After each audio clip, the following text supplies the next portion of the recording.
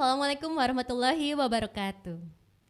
Halo sahabat podcast semua, kembali lagi bersama kita di podcast FKIP UHAMKA. Nah sahabat podcast, hari ini kita akan berbincang-bincang terkait dengan PGSD. Apa itu PGSD? Tentunya sahabat podcast sudah pernah mendengar. PGSD itu Pendidikan Guru Sekolah Dasar. Nah tema kita hari ini cukup menarik, yaitu kita akan berbincang-bincang terkait dengan PGSD hebat di era pembelajaran abad 21. Bersama saya Puri Pramudiani, insya Allah selama 1 jam ke depan saya akan memandu teman-teman semua untuk berbincang-bincang dengan narasumber kita hari ini, yaitu tentang PGSD hebat di era pembelajaran abad 21. Namun sebelum itu izinkan saya untuk mengenalkan terlebih dahulu terkait dengan profil program studi pendidikan guru sekolah dasar. Program studi pendidikan guru sekolah dasar diketuai oleh Ibu Ika Yatri MPD dan Sekretaris Ibu Nur Afni MPD. Program studi pendidikan guru sekolah dasar memiliki visi menghasilkan lulusan berkarakter profetik yang mampu mengembangkan inovasi dalam pembelajaran, karir keguruan, dan bidang keilmuan pendidikan dasar. Dan kami memiliki moto PGSD hebat sesuai dengan tema kita hari ini. Nah sahabat podcast semua, kalau tadi saya sudah mengenalkan Kaprodi dan Sekprodinya yang cantik-cantik, tentunya banyak yang bertanya, apakah pendidikan guru sekolah dasar itu selalu identik dengan perempuan? Tentu tidak, karena hari ini kita akan berbincang-bincang bersama narasumber yang sudah hadir di hadapan kita semua, bersama narasumber yang ganteng, Bapak Mubarok Ahmad MPD. Selamat siang Bapak. Selamat apa kabar? Siang Bu Puri, alhamdulillah kabar baik. Alhamdulillah. Bapak Mubarok Ahmad atau memang sapaannya itu Pak Barok. Kalau kami teman sejawat sering menyebutnya Kakang Barok ya. Hari ini kita akan berbincang-bincang, namun sebelum itu izinkan saya untuk mengenalkan profil beliau terlebih dahulu. Beliau itu salah satu dosen PGSD yang tergolong dosen muda karena beliau itu lahir pada tanggal 5 Desember 1900 sekian ya Pak ya. Sehingga memang tergolong dosen muda dan dosen favorit juga karena sesuai dengan jabatan beliau di UHAMKA, beliau menjabat sebagai Ketua P3KA, Ketua Pusat Pembinaan dan Pengembangan Kemahasiswaan dan Alumni. Beliau juga seorang kandidat doktor di bidang ilmu filsafat atau filsafat ilmu yang tentunya berkaitan juga dengan pendidikan guru sekolah dasar. Nah tentunya sahabat podcast sudah penasaran ya untuk berbincang-bincang bersama Pak Barok. Tema yang akan dibahas hari ini yaitu tentang mengembangkan keterampilan berpikir kritis bagi para pendidik di sekolah dasar tentunya di era pembelajaran abad 21. Nah Pak Barok langsung saja ya Pak ya, sebagaimana kita ketahui bahwa dalam pembelajaran abad 21 atau di era milenial ini ya, banyak sekali tantangan atau kendala atau masalah atau istilahnya kalau Pak Barok itu sering menyebut disrupsi ya. Ini istilah filosof ya. Mungkin nanti bisa dijelaskan apa yang dimaksud dengan disrupsi di zaman sekarang ini. Nah, boleh Bapak ceritakan sedikit terkait tentang disrupsi tadi ya di zaman sekarang dan bagaimana kaitannya dengan pendidik dan calon pendidik khususnya di sekolah dasar. Silakan Bapak. Baik, terima kasih Bu Puri. Istilah disrupsi itu kan istilah yang akrab kita dengar ya. Akrab kita dengar setelah akhir-akhir ini kita memasuki suatu zaman di mana kemajuan teknologi informasi dan komunikasi itu sangat pesat sekali. Dunia menjadi demikian terbuka, kita bisa belajar dari siapapun, dimanapun, kapanpun, kita bisa mengakses informasi dari siang, malam, 24 jam, mau dimanapun kayak gitu ya. Nah akhirnya situasi yang seperti itu tentu saja akan menyebabkan ada semacam agak ada nyetrum sedikit gitu ya, ada semacam set gitu. Kok suasananya sekarang beda dengan tahun-tahun kemarin ya, seperti itu. Hal yang seperti itulah yang kemudian dikenal dengan istilah disrupsi ya. Klaus ya, yang mempopulerkan setahu saya Klaus kalau di Indonesia itu kan Pak Renal Kasali sering mengucapkan tentang itu ya, disrupsi. Tapi intinya bahwa disrupsi itu dia akan selalu terjadi bagi setiap orang yang mengalami semacam perubahan iklim zaman. Nah, gitu. Nah, jadi muncul mungkin dalam istilah setiap zaman ada orangnya, setiap orang ada zamannya. Nah, kita-kita yang ada di tepian-tepian itu kadang-kadang ngalamin kok gini ya, kok gitu ya, seperti itu ya. Suatu hal yang tentu saja tidak dialami oleh mereka yang lahir pada zaman sekarang gitu ya. Jadi kita yang mungkin nampaknya lebih pertama aware terkait dengan disrupsi. Ya, disrupsi kan tentang goncangan ya, tapi bukan tentang goncang yang menurut hemat saya tidak melulu bermakna negatif ya. Jadi begini Bu Puri, ketika orang bicara disrupsi itu kan contoh dulu orang itu kalau belajar itu kan harus ada di sebuah tempat khusus namanya sekolah gitu ya. Ada gurunya, kemudian ada sumber belajar dan segala macamnya ada pokoknya di sekitar itu ya. Nah, tiba-tiba ya orang bisa menjadi misalnya belajar masak masakan Padang gitu ya. Saya misalnya yang orang Sunda belajar masak masakan Padang. Itu tanpa harus belajar kursus bikin masak rendang. Saya tinggal buka YouTube. Saya buka YouTube, kemudian saya cari-cari tentang cara membuat rendang. Saya cermati mulai dari bahan-bahan yang harus disiapkan, cara mengolah bahan, takarannya, ukurannya, termasuk cara memasaknya, menggulainya. Nah, kemudian saya praktekkan itu di rumah saya. Tiba-tiba, Vela, saya bisa masak rendang.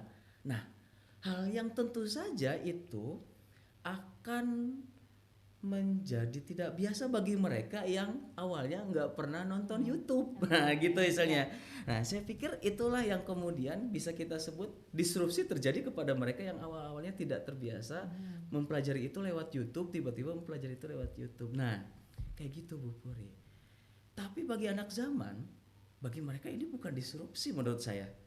Mereka sudah terbiasa kalau ada hal yang disampaikan oleh orang tuanya atau gurunya, mereka belum paham, belum mengerti, tinggal browsing. Ya, mereka ketik di search engine, ya kan, di Google misalnya, apa yang dimaksud dengan rendang. Rendang adalah begini. Kemudian dia lihat di YouTube cara membuat rendang. Nah, dalam konteks seperti itu, saya pikir para generasi milenial itu mereka nggak ngalamin disrupsi, enggak. Karena mereka ada di dalam arus. Nah, maka menurut hemat saya yang menjadi poin bagi kita, kata disrupsi ini harus kita lekatkan bagi mereka yang bukan di zamannya itu.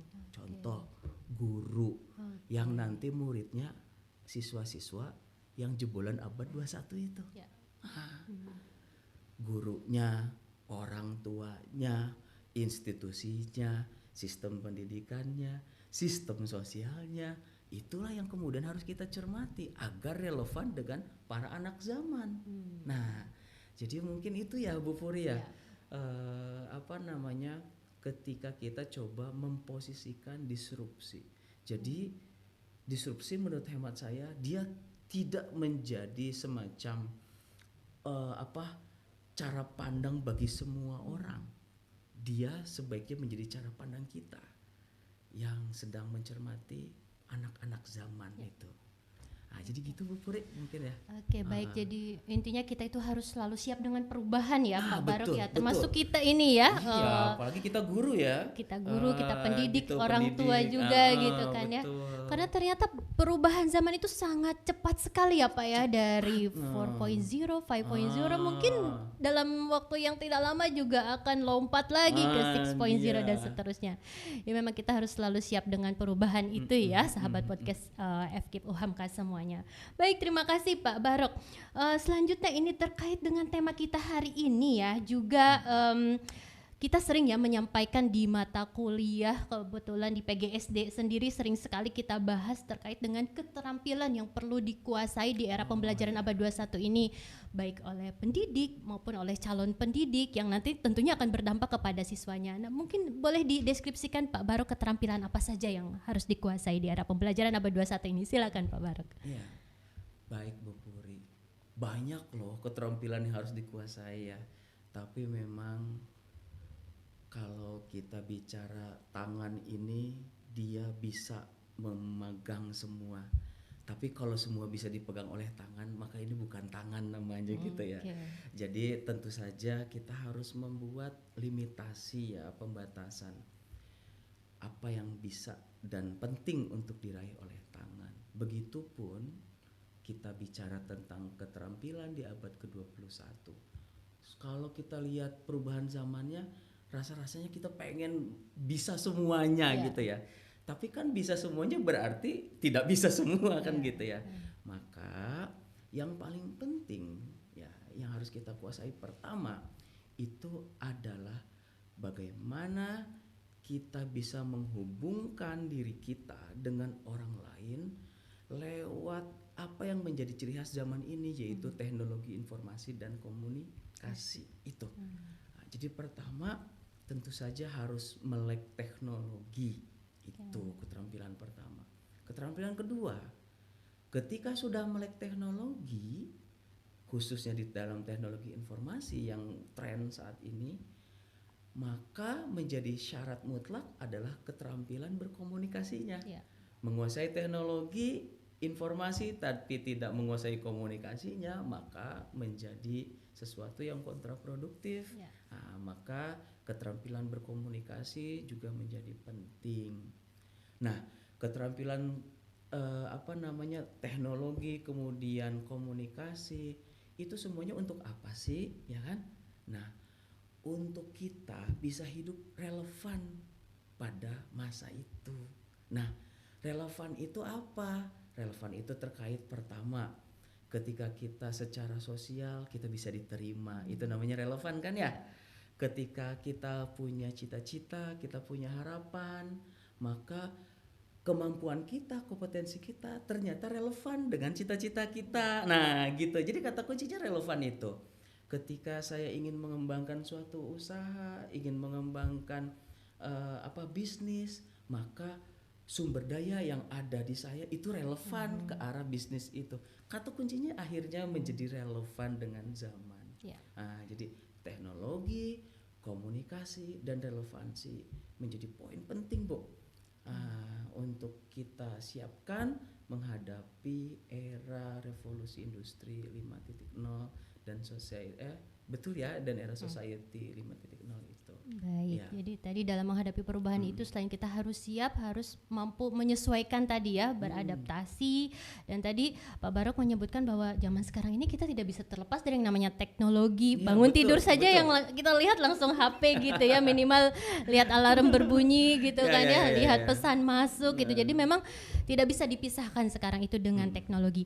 Nah, terkait dengan keterampilan tadi Pak Barok sudah menyinggung terkait dengan pentingnya komunikasi. Nah, ada juga beberapa istilah yang sering kita bahas juga ya di mata kuliah, bahwa di keterampilan abad 21 ini ada istilah 4C ya Pak ya. Tadi communication sudah dibahas oleh Pak Barok, collaboration, Ya, creativity bekerjasama. and critical thinking. Nah, ini sekarang yang sedang trending, ini banyak juga hasil riset yang kekinian ini sekarang ini banyak membahas tentang keterampilan berpikir kritis. Ya. Nah, menurut Pak Barok ini seberapa pentingnya kemampuan berpikir kritis ini bagi siswa, calon pendidik maupun pendidik di era pembelajaran abad 21 ini? Ya, baik Bu. Berpikir kritis itu bukan hanya relevan untuk zaman sekarang. Setiap zaman itu saya pikir menjadi berkembang dan berarti karena ada orang-orang berpikir kritis di dalamnya ya Bu ya. Nah, poinnya adalah apa sih berpikir kritis? Nah, itu ya. Jadi berpikir kritis itu adalah sebuah berpikir yang mendalam. Kuncinya sih itu ya.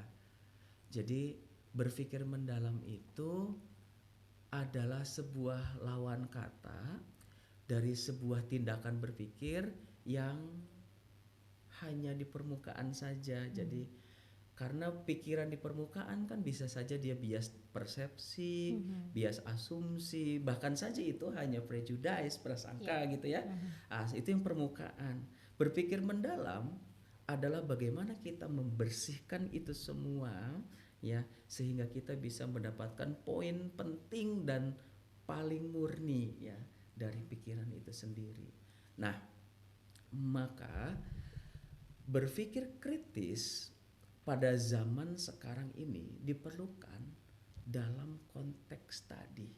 Misal Bu, kemajuan teknologi informasi dan komunikasi itu memiliki efek samping. Jadi bukan hanya hal yang positif yang terbuka, tapi juga yang negatif. Bukan hanya hal yang motivatif, tapi juga hal yang membuat kita menjadi pesimis gitu ya. Nah, maka untuk bisa kita mengambil poin-poin dari setiap keterbukaan informasi dan juga keterbukaan ilmu pengetahuan, maka berpikir kritis itu menjadi syarat Bu, ya, menjadi syarat. Sehingga kemudian misal ketika ada sebuah statement, misalnya minumlah obat A, maka umur Anda akan lebih muda 20 tahun. Yeah. Nah itu ya. Kalau itu dikemas menggunakan bahasa marketing, maka dia bisa mengajak ribuan orang untuk mengkonsumsi obat tersebut. Ya, terutama mereka yang ingin lebih muda sekian tahun ke belakang gitu ya. Tapi kemudian pertanyaannya, apakah betul obat itu dibutuhkan? Kedua, apakah betul obat itu memang membuat umur kita menjadi lebih muda? Kan kayak gitu ya. Nah, untuk bisa masuk pada poin itu tentu saja adalah berpikir kritis, Bu. Berpikir kritis. Nah, jadi nggak langsung tiba-tiba ngedenger itu, wah ini bagus nih. Kalau gitu aku beli sekeranjang misalnya gitu ya. Jadi itu poinnya berpikir kritis. Maka berpikir kritis itu kan setidaknya ada sekitar 5 langkah ya. Jadi pertama kita mengamati dulu, ya kemudian setelah mengamati kita melakukan analisis ya. Kemudian setelah analisis kemudian dibuat semacam kesimpulan sementara ya, dibangun sebuah perspektif awal, kemudian dikomunikasikan, mendapatkan juga masukan-masukan dari apa yang dia komunikasikan itu, kemudian baru mengarah kepada bagaimana yang demikian itu memecahkan masalah gitu ya. Jadi setelah itu baru kemudian muncul istilah prioritas. Nah, jadi menurut hemat saya ujung dari berpikir kritis bukan hanya tentang kita dapat ilmu atau pengetahuan yang murni gitu ya, tapi juga tentang apakah ini penting dan layak untuk saya lakukan. Seperti itu. Jadi itu Bu, berpikir kritis. Kalau semuanya udah terbuka, maka yang menjadi tantangan itu kan sebetulnya bagaimana memilihnya gitu kan. Jadi keterampilan memilih itu menjadi poin utama dalam berpikir kritis. Demikian Bu. Baik, tentunya memang itu tidak sesederhana dari teorinya ya Pak ya, karena saya juga sangat merasakan nih sebagai seorang macan naga, mama cantik anak 3 ini. Waduh, ya, anak anak saya ini satu di SD, satu di TK, dan yang anak yang kecil saja sudah terlihat gitu kritis. Contohnya misalkan dia bertanya, ini apa, ini meja itu terbuat dari apa? Dari kayu misal. Kayu itu terbuat dari apa? Terus saja. Artinya kalau memang kita sebagai orang tua atau sebagai pendidik kalau dalam tanda kutip kurang sabar gitu ya, itu juga bisa mempengaruhi bagaimana keterampilan berpikir kritisnya. Namun yang menjadi dilema saat ini adalah di satu sisi tadi keterampilan berpikir kritis tadi menurut Pak Barok penting ya bagi siswa, bagi calon pendidik gitu ya, bagi anak-anak yang beranjak remaja atau dewasa. Nah di sisi lain juga ini bagaimana kita sebagai pendidik atau orang tua ya untuk mengarahkan para siswa kita atau para peserta didik kita agar tetap memiliki keterampilan berpikir kritis namun dalam koridor yang positif gitu. Jadi tidak diartikan sebagai berarti anak ini mah gampang komplain misalkan, protes atau dikit-dikit demo atau seperti apa. Nah, bagaimana kalau dari sudut pandang Pak Barok? Silakan. Baik. Saya pikir kata kritis harus kita kembalikan pada makna asalnya ya. Ya, memang sebagian masyarakat kita menganggap bahwa istilah kritis itu adalah melakukan kritik, tapi mengkritik itu artinya adalah membuka-buka ya kan, yang seharusnya itu tidak publik menjadi publik gitu kan ya. Kemudian itu dipermasalahkan ya. menurut hemat saya kata kritis itu kan kritik ya, itu asal kata dasarnya itu kritik tentang bagaimana kita melakukan proses-proses mendalami dan lain sebagainya itu ya. Nah, berpikir kritis itu menjadi penting karena majunya ilmu pengetahuan dan teknologi dan majunya peradaban itu awalnya itu adalah berpikir kritis itu. Ya. Mengapa begini, mengapa begitu? Seperti tadi Bu Puri bilang ya, anak ibu tanya kenapa meja ini terbuat dari kayu, kenapa bukan dari yang lain? Yeah. Ketika dia bicara tentang kenapa tidak dari yang lain, sebetulnya sudah ada satu konsep ya, satu konsep formatif tentang berarti bisa dong ini dibuat dengan bentuk lain dan pakai bahan lain. Itu kalau dikembangkan maka akan muncul sebuah meja dengan bahan dasar misalnya styrofoam atau mungkin bahan dasar dari kayu perca misalnya, berdasarkan apa yang ditanyakan oleh anak ibu itu ya. Yeah. Nah, itu adalah salah satu luaran dari berpikir kritis ya. Nah, bagaimana kita kemudian mengarahkan para peserta didik kita, khususnya juga misalnya calon pendidik ya, untuk berpikir kritis? Ya tentu saja pertama, jadi ada proses kan ya dalam menimba ilmu itu Bu Puri ya. Saya sering singkat itu dengan istilah TMBTBI ya, ada I-nya tapi ya. T pertama itu tahu, kedua itu mau, ketiga itu bisa. Kemudian keempat itu TB itu terbiasa. Yang I terakhir itu I itu adalah ikhlas gitu ya. Jadi TMB, TBI tahu, mau, bisa, terbiasa, ikhlas. Jadi supaya siswa bisa berpikir kritis, maka pertama memang harus kita beri dia informasi biar tahu. Nah gitu. Dan informasi yang bagus untuk mengawali sebuah proses berpikir kritis adalah informasi yang tidak satu, tidak tunggal, tidak homogen. Nah itu contoh misalnya bahwa air bersih, nah gitu. Bisa saja air bening, bisa saja air bersih itu air teh atau mungkin kopi atau susu, tapi kan kategorinya adalah bersih misalnya gitu ya.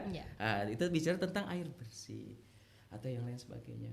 Tahu, setelah tahu maka kita harus upgrade jadi mau, karena tahu doang itu nggak jadi apa-apa Bu. Nah, kita harus ajak mereka jadi mau. Supaya mau maka kita harus memotivasi dia. Mau ya. Setelah dia mau, bisa nggak gitu kan. Nah, kalau biar bisa maka kita harus melatih dia. Setelah bisa, terbiasa enggak? Nah, untuk terbiasa maka harus ada pembiasaan, baik itu di rumah, di sekolah, di lingkungan tempat bergaul dan lain sebagainya. Saya pikir itu adalah poin-poinnya. Yang terakhir itu adalah ikhlas.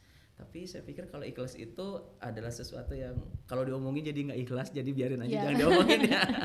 Nggak, jadi poin terakhir memang harus ikhlas ya, karena dengan ikhlas seperti itulah kemudian seseorang itu bisa menjadi nyaman melakukan sesuatu. Baik. Gitu Bu.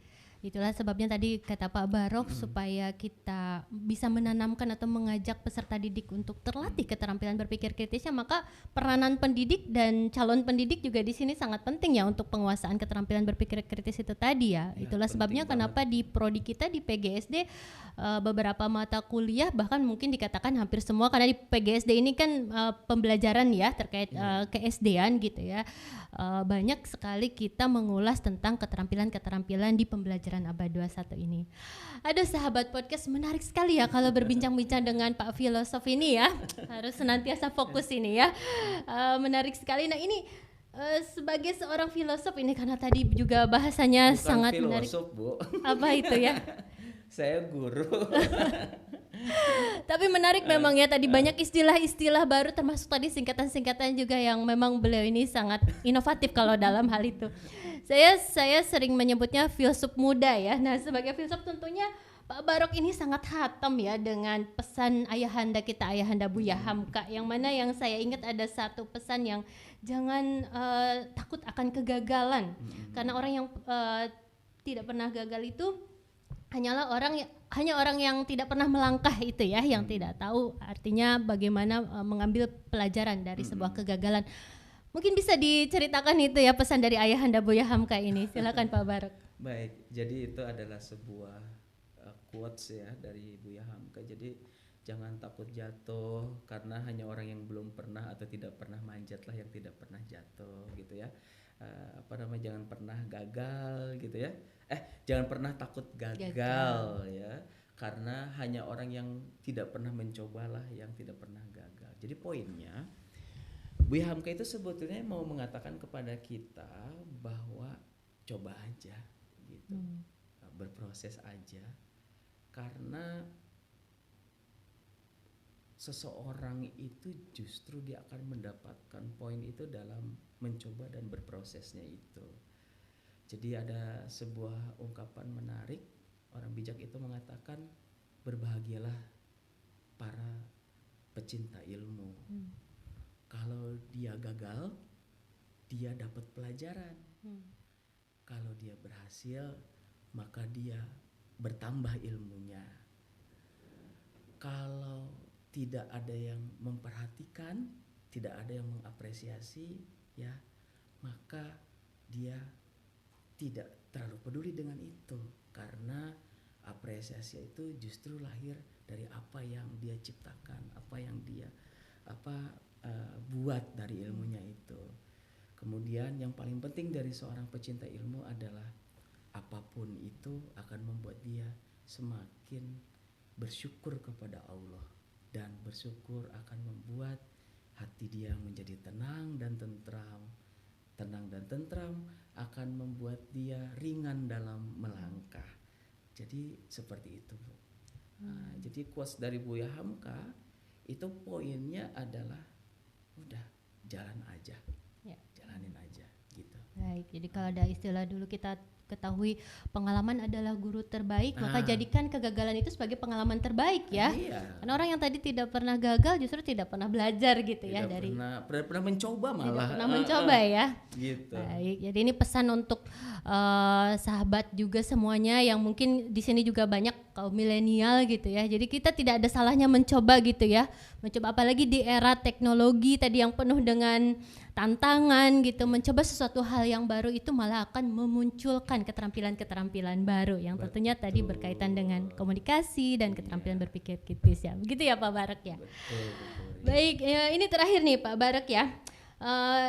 Terkait dengan program studi kita nih, program studi PGSD FKIP UHAMKA, alhamdulillah akreditasinya sudah unggul ya Pak Barok ya.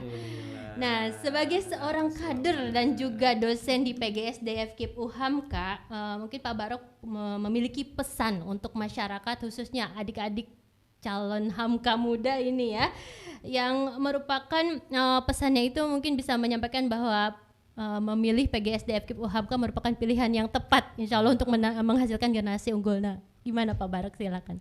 Ya, jadi akreditasi itu kan pengakuan ya Bu, pengakuan dari orang lain, dari rakyat banyak bahwa kualitas kita adalah itu. Nah, ketika PGSD UHAMKA itu sudah terakreditasi unggul, maka sejatinya itu juga mencerminkan harapan dan amanat masyarakat kepada PGSD UHAMKA bahwa ketika mereka mau belajar tentang menjadi guru SD, maka itulah tempatnya ya kan, yang unggul itu kan ada harapan ya, kemudian juga ada cita-cita gitu, ada keinginan.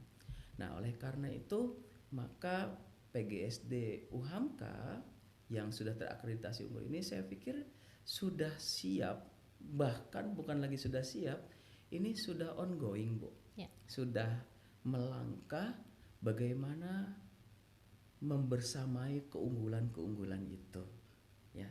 Jadi yang saya cermati ya, proses pembelajarannya yang sudah didukung oleh teknologi informasi dan komunikasi yang terbaru, kemudian juga metode pembelajarannya yang terus diperbaharui secara sistem oleh prodi. Kita kan selalu diajak ngobrol tuh, bagaimana kita menyiapkan kurikulum dan pembelajaran yang terbaik untuk mahasiswa kita. Itu kan setiap semester kita diminta memberi masukan.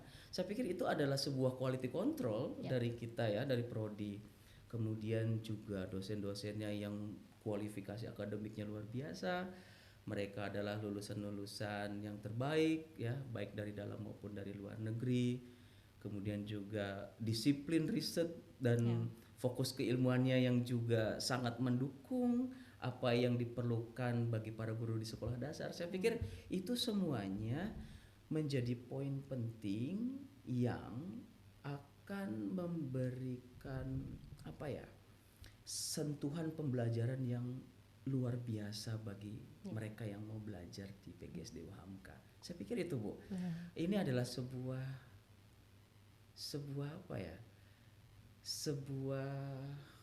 PGSD UHAMKA ini menurut saya sebuah tempat yang layak bagi mereka yang mencintai dunia pendidikan ya. Khususnya pendidikan di sekolah dasar. Ini adalah tempat yang tepat, Bu. Tempat yang tepat. Mungkin itu, Bu. Betul, sahabat podcast FKIP UHAMKA, apa yang dikatakan oleh Pak Barok itu saya juga menjadi saksinya, karena memang di sini kita tidak hanya mempelajari tentang teori ya para mahasiswa itu, tapi langsung praktek ke lapangan. Banyak sekali sekolah-sekolah yang sudah menjadi mitra kita, mahasiswa juga sekarang juga di mahasiswa yang tingkat akhir sedang praktek ke lapangan gitu ya, bermitra juga dengan desa-desa gitu ya di beberapa daerah. Dan juga ini tempat kita sekarang ini podcast juga kita punya lab micro teaching ya, yang mana calon-calon guru ini bisa langsung praktek di tempat yang tadi menurut apa yang dikatakan oleh Pak Barok ini tempat yang nyaman ya, learning environment sangat mendukung sekali. Tentunya kalau para sahabat FKIP UHAMKA ini penasaran, tentunya harus datang langsung ya nanti ke sini, insya Allah bertemu dengan Pak Barok dan juga bertemu saya dan juga bertemu dengan dosen-dosen PGSD FKIP UHAMKA lainnya. Baik, mungkin itu Pak Barok, terima kasih atas waktunya dan juga ilmunya. Saya juga banyak belajar tadi ya istilah-istilah yang inovatif, kekinian, dan tadi pesan dari Pak Barok di dalam pembelajaran abad 21 ini kita jangan takut untuk mencoba dan kita juga harus mampu menguasai dan menghadapi era perubahan yang begitu cepat ya sekarang ini sahabat FKIP UHAMKA, dan juga tadi keterampilan-keterampilan yang harus dikuasai tentunya perlu sinergitas ya antara siswa, calon pendidik, guru, dalam artian di sini pendidik sini bisa diartikan guru dan juga orang tua siswa itu sendiri, perlu ada sinergi yang baik dan juga kolaborasi tentunya ya. Terima kasih atas waktunya Pak Barok Ahmad ya. Insya Allah nanti kita bertemu lagi di event lainnya yang tidak kalah menariknya. Terima kasih sahabat FKIP UHAMKA. Sekali lagi jika tadi teman-teman atau sahabat podcast FKIP UHAMKA ingin tahu lebih lanjut tentang PGSD FKIP UHAMKA yang tadi sudah terakreditasi unggul dan ingin tahu apa saja yang ada di dalam kurikulum PGSD ini, silakan datang langsung ke sini dan bisa menghubungi atau bisa bertemu dengan kami di sini. Terima kasih. Assalamualaikum warahmatullahi wabarakatuh.